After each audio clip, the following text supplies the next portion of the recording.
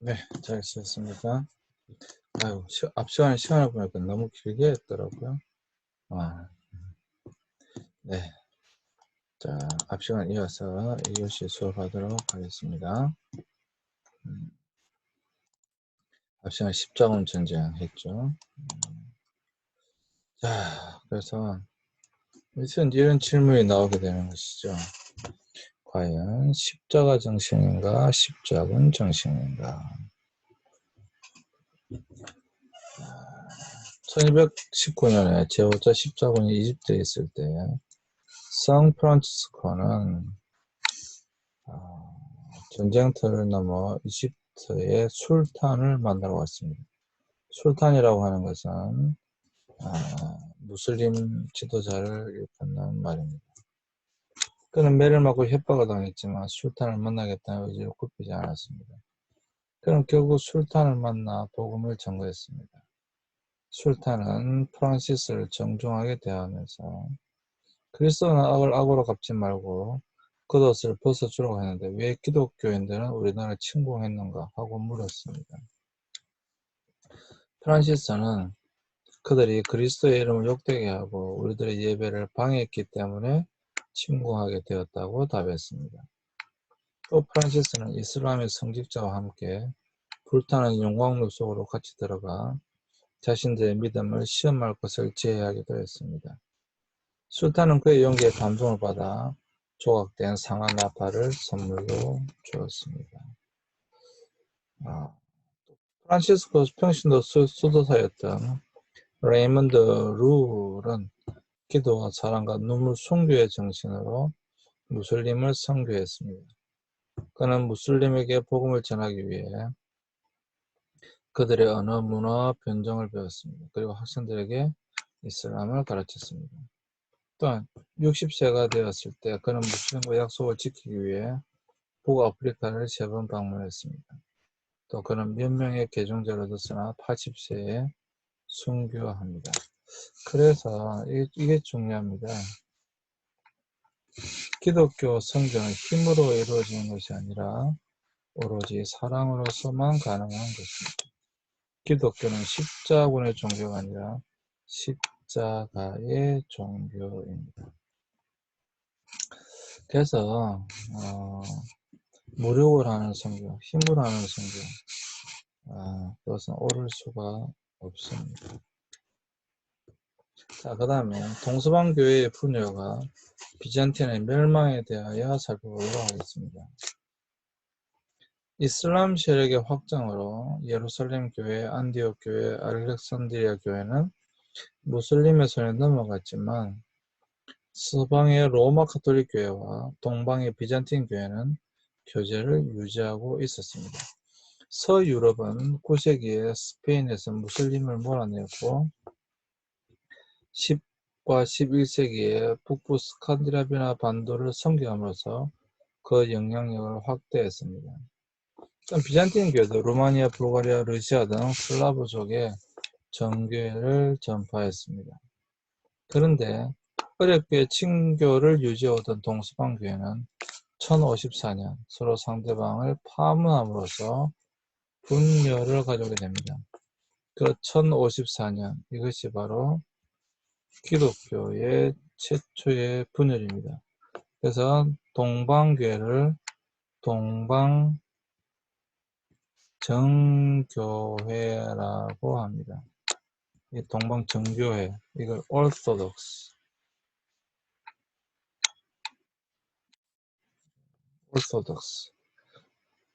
정통을 지킨다라고 하는 것이고요.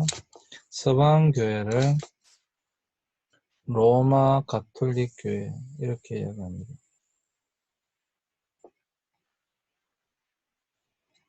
로마 가톨릭 교회. 1054년에 서로가 서로를 이단으로 정죄함으로써 분열이 일어나게 됩니다. 이걸 동서방교회의 분열이라고 합니다. 기독교 최초의 분열이죠. 동서방교회가 분열이 일어나게 되는데 그 분열의 배경이 이렇다 이 말이죠. 첫 번째는 이것도 시험 문제인데 첫 번째는 우선 정치적인 이유가 있었습니다. 서방교회는 베드로의 후계자인 로마 교황이 보편교회의 수익권을 지니고 있다고 주장합니다.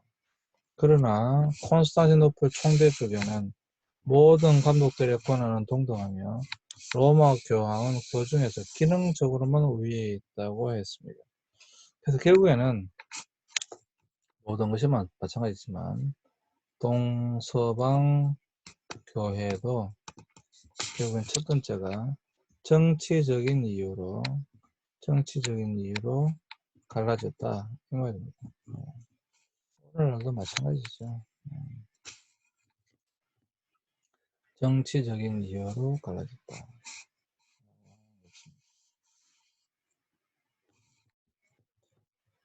두 번째는 이게 이제 유명한 것인데 또 중요한 것인데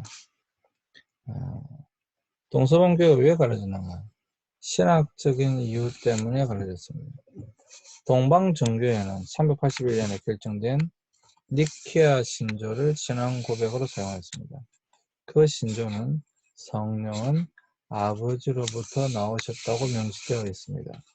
근데 로마 가톨릭 교회는 이 조항에 필리오케 앤더슨을 첨가해서 성령은 아버지로부터 나오셨다 했는데 아버지와 아들로부터 앤더슨 나오셨다라고 신앙 고백을 바꾸어 버린 것입니다. 사실 뭐 교회 다니지 않는 분들은 이게 무슨 상관이냐 무슨 말이냐 그러실 거고 교회 다니시는 분들 중에도 이게 뭐가 중요해요 교수님 뭐 이렇게 질문하는 사람이 분명히 있을 것입니다.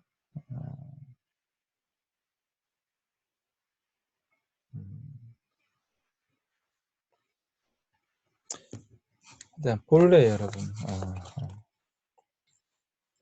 325년 니케아 공회가 있었고요. 그 다음에 381년 콘스탄티노플 공회가 있었습니다.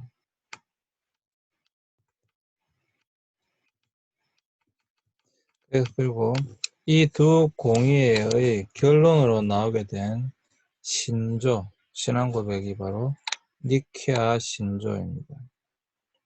본래는 니케아 콘스탄티노플 신조라고 해야 맞지만 콘스탄티노플 공의회는 니케아 공의회를 다시 한 번 더 인정한 것에 불과하기 때문에 우리는 이것을 니케아 콘스탄티노플 신조라고 하지 않고 니케아 신조라고 합니다.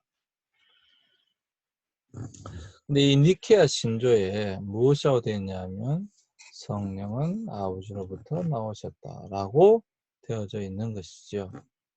근데 이것을 로마 가톨릭 교회는 아무런 사전에 뭐 언론이나 공회나 이런 공회를 통해서 한 것이 아니라 그냥 자기들 마음대로 성령은 아버지로부터 해서 아버지와 아들로부터 앤더슨 이게 필리오케입니다.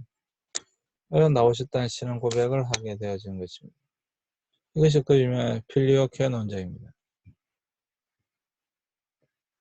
이것은 또 이유가 있어요. 이것은 9세기경에 스페인 지역에 성행하던 아리우스주의를 막기 위해 기독론의 신성을 강조한 것이었습니다. 기독교 역사상 가장 유명한 논쟁이 어떤 논쟁이라고요? 기억나십니까? 아리우스와 아타나시우스 논쟁입니다. 기독교 역사상 가장 유명한 논쟁입니다. 아리우스와 아타나시우스 논쟁. 아리우스는 호모이우시우스. 한글로 적겠습니다. 호모이우시우스. 아타나시우스 호모우시우스. 이게 딱 이가 있고 없고 차이밖에 없죠. 근데 이건 이제 유사 번지.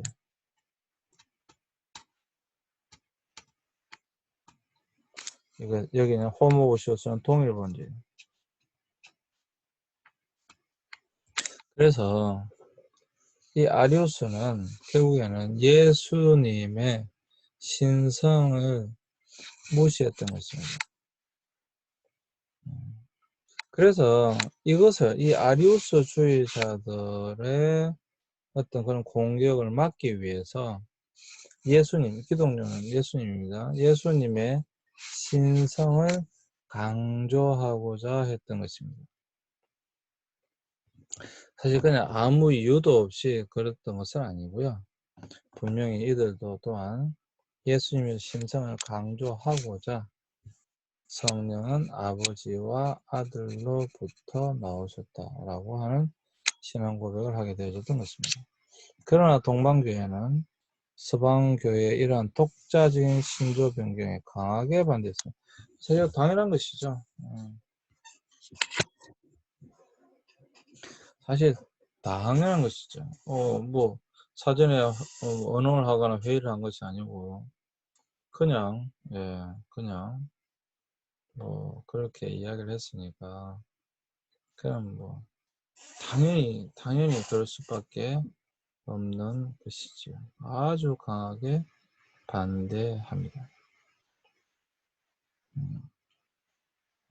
그래서 이것에 대하여 이제 반발했던 것이지요.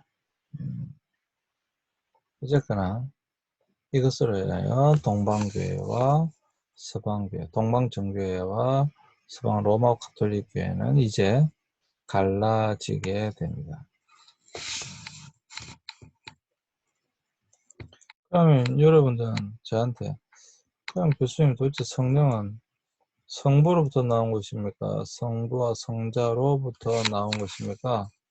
라고 여러분들이 질문하신다고 한다면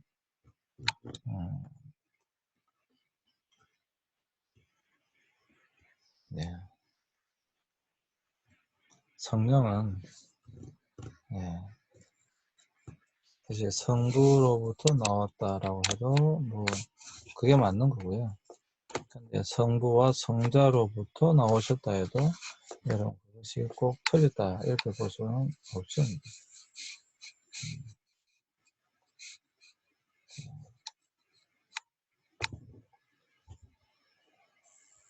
왜냐하면 그 삼위일체 하나님의 비밀이기 때문에 그렇습니다. 셋째로는 이것도 중요한데요. 문화적인 이유 때문에 그랬어요. 그건 무슨 말이냐면 로마 가톨릭 교회는 라틴어를 사용했고요. 동방중에는 그리스를 사용했습니다. 헬라어죠. 그리스를 사용하면서 신학 용어와 표현에 많은 오해들이 생겨나게 되어졌습니다. 그러니까 언어가 다르다 보니까 자신들이 쓰는 언어의 표현이 있을 거 아니에요. 그 표현이 오해의 소지가 많을 수밖에 없어요. 언어가 다르면 오해가 쌓일 수밖에 없죠. 그래서 서로에게 이런 신학적인 오해들이 사실 많이 생겨나게 되어지게 됩니다. 그래서 이러한 것도 굉장히 큰 서로가 갈라지게 되는 큰 요인 중에 하나였다라고 이야기합니다. 네 번째는 또 전통의 차이가 있었습니다. 동방교회는 감독 외의 하급 사제들은 결혼이 허락되었습니다.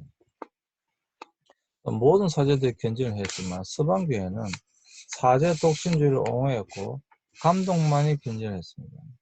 그 밖에 기타 부활절 날짜, 성만체 사용 떡 등의 이 부활절 날짜 다릅니다. 동방정교회와 로마 가톨릭 교회, 개신교회, 로마 가톨릭 교회 계신 것 같죠. 부활절 날짜가 다르죠. 동방교회 다릅니다. 또 성만찬에서 떡을 무수 사는 거 이것도 다릅니다. 무엇보다도 동방교회는 결혼을 합니다. 근데 로마 가톨릭 교회는 지금도 사제 독신주의죠. 절대로 할 수 없죠. 신부들뿐만 아니라 수녀들도 하지 않죠. 그래서 이러한 어떤 전통들에 있어서도 동방정교회와 로마 가톨릭 교회 사이에 차이가 생겨나게 되어졌습니다. 그러다 보니까 당연히 서로가 서로에 대하여 오해를 넘어서서 이제 좋은 감정을 가질 수가 없게 되어졌던 것이죠. 그래서 이제 점점 더 서로 상대방에 대하여 멀어질 수밖에 없었다. 이렇게 보시는 것이 맞습니다. 그래서 결국에는 동방정교회와 로마카톨릭교회는 1054년 서로 분리되게 됩니다. 그래서 지금도 동방정교회, 로마카톨릭교회 이렇게 되어 있죠. 그리고 우리 개신교는요. 이건 좀 아실 필요가 있는데, 자, 그러면 보세요. 로마카톨릭교회,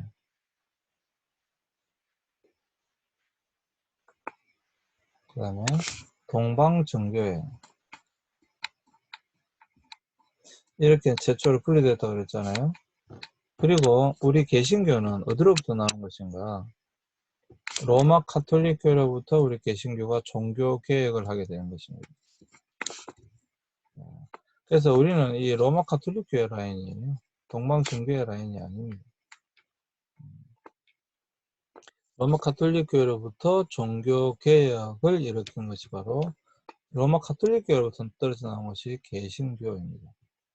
네. 프로테스탄트라고 하죠. 왜 종교개혁이 일어났는가? 그것은 다음에 이제 또 수업 시작하게 될 것입니다. 어쨌거나 우리는 로마 카톨릭 교회 쪽 라인에서 종교개혁을 통해서 나오게 되어졌다. 동방 종교와는 상관이 없다. 라고 하는 것을 여러분들이 기억해 주시길 부탁드리겠습니다. 그러나 동서방교회 사이에 결정적으로 신뢰가 상실된 것은 방금 말씀드린 것처럼 1204년 서방교회 십자군들이 비잔틴을 멸망시키고 라틴 제국을 수립한 사건 때문이었습니다. 그 이후 동서방교회 관계를 회복하려는 노력이 있었지만 서방 세계에 대한 비잔틴 국민들의 불신으로 인해 실패하고 맙니다.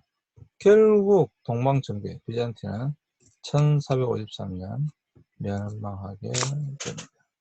그래서 지금 동방정교회는요, 지금 동방정교회 아까도 말씀드린 것처럼 이 동방정교회는 최근에 아주 급부상하고 있는 러시아 정교회,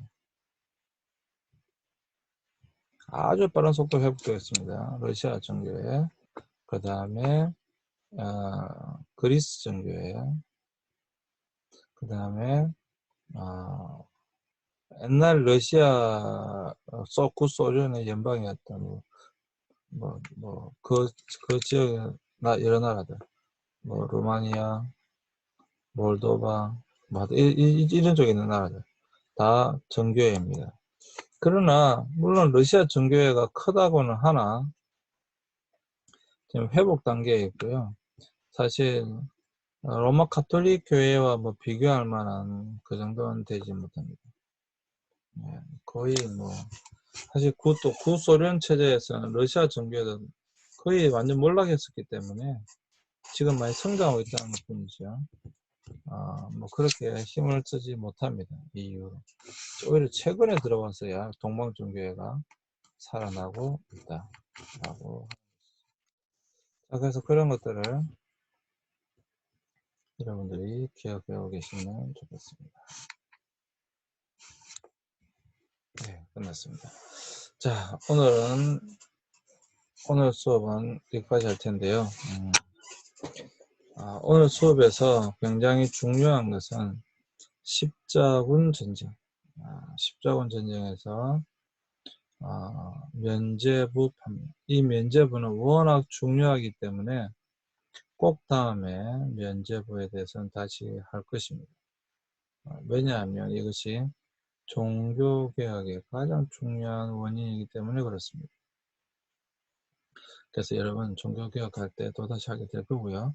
그 배경도 있으니까 하게 될 겁니다.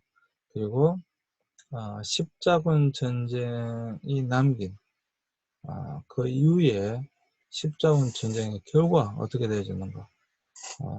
말씀드린 대로 동서방의 활발한 교류가 일어나게 되어졌고, 그것으로 말하면 무역이 성장했고, 도시가 성장하고, 대학이 만들어졌고, 르네상스까지 연결되었다 라고 하는 것입니다. 굉장히 중요한 겁니다. 그리고 이 르네상스를 말미암아 종교개혁이 일어나게 되고, 그리고 그 이후에 유럽은 전 세계의 주도권을 잡게 됩니다. 사실 이런 것들이 다 연결되어진 것입니다. 그래서 이 십자군 전쟁을 오늘 저와 여러분들이 이제 살펴보았습니다. 네, 여러분 수고하셨고요. 한 주간 또 잘 지내시다가 다음 주에 건강한 모습으로 만나길 원합니다. 네, 수고하셨습니다. 마치겠습니다.